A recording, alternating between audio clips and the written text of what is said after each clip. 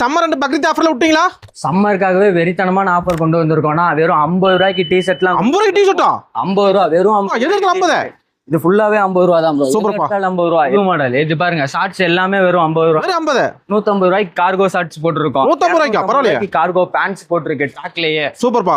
இதுவும் வந்துட்டு paper cloth எல்லாமே வெறும் 150 ரூபா. இது 150 ரூபா தான். 150 ரூபா. ஷார்ட்ஸ் 100 ரூபாய்க்கு ஜெர்சி கிளாத்.